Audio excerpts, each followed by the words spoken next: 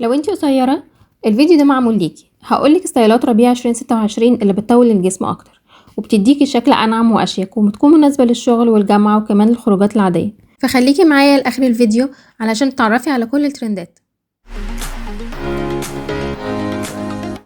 هاي يا حلوين، عاملين ايه؟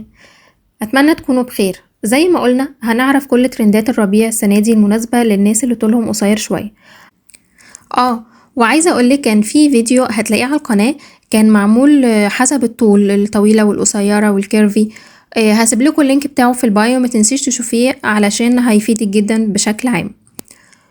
واول حاجة معانا النهاردة في الربيع هي الهاي ويستد ستريت بانتس. هتلاقيه ظهر في عروض شانيل وايف سان لوران ضمن ترند البنطلونات الواسعة. هو حلو جدا لانه بيدي طول للساقين اكتر وبيعمل شكل انعم من الواسع جدا، ويكون مناسب للشغل والخروج. كمان عندنا المونوكروم اوتفيت، لما يكون كمان بالنيوترال تونز. هو كمان ظهر من ترند الالوان القويه والنيوترال، زي البيج، الاوف وايت، الرمادي. هو بيعمل خط طولي مستمر وبيطول الجسم اكتر وبيكون مناسب تقريبا لكل البنات وبيديكي اطلاله شيك وهاديه وانيقه جدا. وتالت ترند معانا وهو الكروبد بليزرز او الشورت جاكيتس. ده جزء من ترند التمانينات اللي رجع قوي في اكتر برضو من عرض شفناه. الجاكيت القصير بيبرز الوسط وبيدي طول للجزء اللي تحت اكتر، وبيكون مناسب جدا للجامعة والشغل والخروج كمان اليومي. ورابع ترند معانا وهو الفيرتيكال ديتيلز، اللي هي اي خطوط هنلاقيها بتاخد شكل طولي او رأسي، خطوط طولية او نقشات صغيرة، سواء كانت بقى يعني مقلمة، خطوط مقلمة مثلا او نقشات دوتس او كده بشكل طولي، او ازرار كمان بالطول بتدي ايحاء اكتر بالطول. وكمان هنلاقي من ضمن ترند النقشات ده في نقشات كبيرة، سواء كانت ورود كبيرة او دوتس كبيرة، فحاولي دي تتجنبيها لانها بتأثر الجسم اكتر. وخامس ترند معانا وهو الفي نيك لاينز، وهو هنا جاي برضو من ضمن ترند الدريبنج، اللي هو الخامات الناعمة اللي بتكون نازلة منسدلة. الفي نيك بيفتح منطقة الرقبة وبيطول اكتر الجزء العلوي من الجسم. وللمحجبات ممكن نستعمل الفي نيك لاينز بطريقة ان احنا نعمل لايرنج بسيطة وبلون قريب من الطرحة يحافظ على نفس التأثير. وسادس ترند معانا وهو الميدي لينس، وهو كمان موجود من ترندات الباف سكيرتس والميدي الجديد، وكان موجود في ديور وفالنتينو. الطول المثالي للبنات القصيرة هو تحت الركبة بشوية لانه بيطول الساق اكتر بدل ما يقصرها.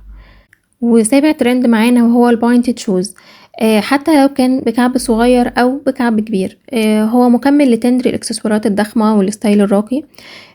البوينتد شوز هتلاقيها بتطول الرجل بشكل واضح قوي، حتى لو كان كعب صغير 2 سنتي. الشكل المدبب اللي قدام بيعمل فرق كبير وبيدي طول شكل الرجل اكتر للساق.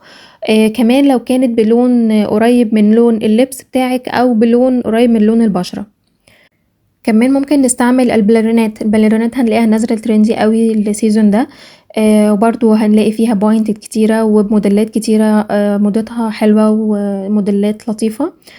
وتامن ترند معانا وهو البالانسد اوفر سايز. الاوفر سايز ظهر معانا في عروض زي ايف سان لوران او بالنسياجا.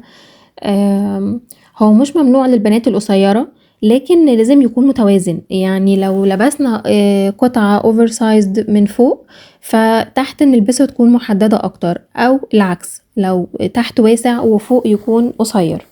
والترند اللي بعد كده هو الفرنج، الشراشيب.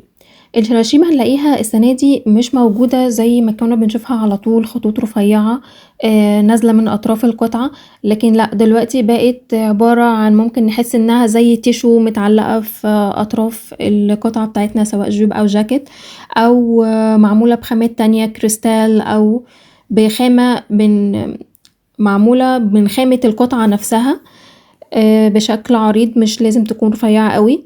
فهنلاقيها ليها اشكال كتيرة جدا، فهي لو استعملناها بالطول في جاكيت او في شنطة بشراشيب طويلة هتدي كمان طول للشكل بصريا بشكل ملحوظ، ونقدر نستعملها وهتكون لذيذة معانا. واخر حاجة معانا في ترندات الربيع ده هي الاكسسوارز.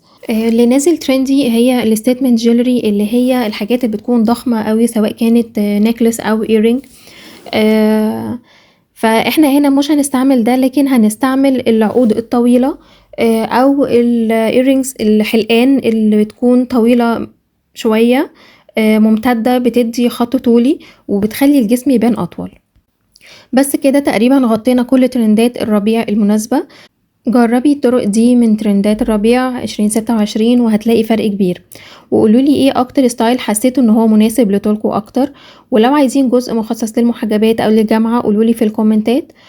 واستنوا الفيديو الجاي هنعمله للبنات الممتلئات ومدة الربيع اللي تناسبهم افضل. وما تنسوش اللايك والشير، وباي باي مبدعين، واشوفكم على خير ونكمل حكايتنا في الفيديو الجاي.